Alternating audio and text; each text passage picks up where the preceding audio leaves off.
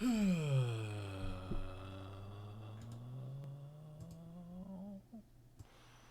live? Says I'm live. Hey, welcome to another episode of Chad's Beer Reviews. Another beer I got on Tavor, or Tavor as they call it. In fact, I got this in my 2 shipments ago. Not the last one, but the one before that. This is Wild Leap Brew Co. ETA Transcontinental IPA, 7.5 ABV. ETA is a first-class transcontinental, I'll just read it. IPA that pairs with the comfort of a soft, fluffy mouthfeel with the pleasure of a smooth and juicy hop combination.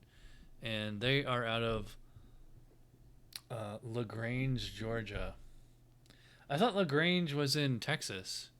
Well, I guess it's possible for, 2 different states that have the same city name. I'm from Albany, New York. There's also an Albany, Georgia, and I think there's an Albany, Minnesota, too. And LaGrange is that awesome ZZ Top song, goes has that awesome drum beat. Anyway, here's the beer. Wow, it looks like NOS energy drink on camera. It's not this yellow in real life. It's more of a bright orange, translucent and is not clear. About a thumb width of foamy, soapy head there. It smells like a West Coast IPA or a New England IPA. I'm getting definitely tropical. I get a lot of pineapple on this one. Pineapple and lemon, kind of like yellowy fruits. Maybe some pear, or not pear, peach or nectarine. I'm getting a little bit of pine or grass in there as well. So as far as malt, nothing really distinctive. I mean, if I bring up that BJCP specs in front of me, you really don't need anything distinctive as far as malt. It's just that it can't be toasty, and actually sulfur is an acceptable in small quantities byproduct. But yeah, a little grassy, mostly, like I said, pineapple, lemon, maybe pink grapefruit, a little bit of peach. Standard American, especially West Coast IPA aroma. So let's see how it tastes. Cheers.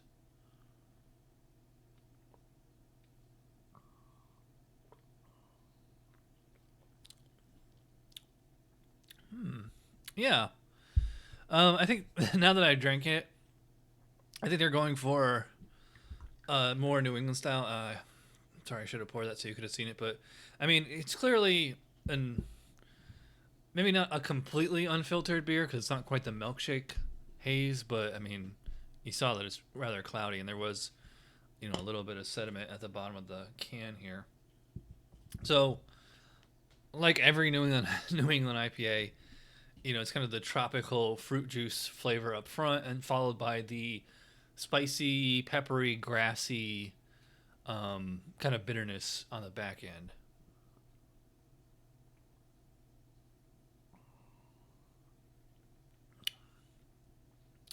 Yeah, it does have that distinctive mouthfeel. Like they said, soft, fluffy mouthfeel. Soft, fluffy mouthfeel. The pleasure of a smooth and juicy hop combination. So definitely that smooth. It's not quite to the milkshake thickness or, consistency. It's not a sticky IPA. I'm actually surprised it's a 7.5. This is drinking a much lighter beer. Like I thought this was like 6 or 5 something.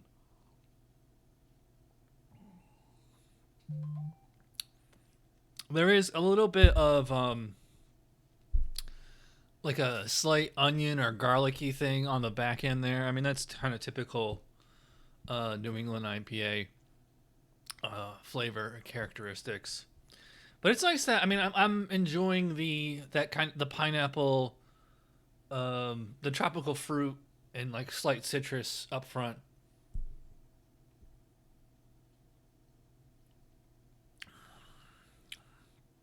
Bitterness is, it's not super high, but it's about right for an American IPA. To me, it feels like it's in the 50s or 60s. It doesn't feel like it's that super strong. That's another thing about New England style IPAs is, they're plenty hoppy, but the actual IBUs is rather low proportionate.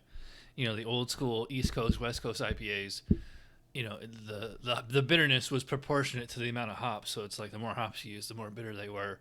These New England ones are like, we're just going to throw hops in at the last second there so that you just get all the flavor and aroma without the bitterness. Well, I mean, there's definitely some bitterness in here, I will say.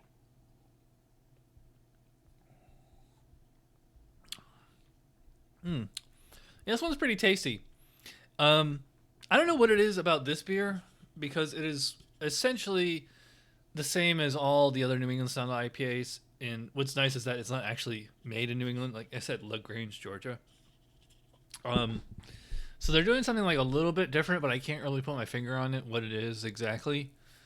But so this is like a New England style IPA that I actually like. In fact, spoilers, this is actually the second can. I already had the first one probably like a month ago. I don't know why, but I just never got around to reviewing this. And I was just going through the fridge, and like I think this is the last IPA that's in my fridge, and my next Tavor shipment I don't think has any IPAs in it. It might have like 1, 2 tops. I'm just really over IPAs, especially New England IPAs.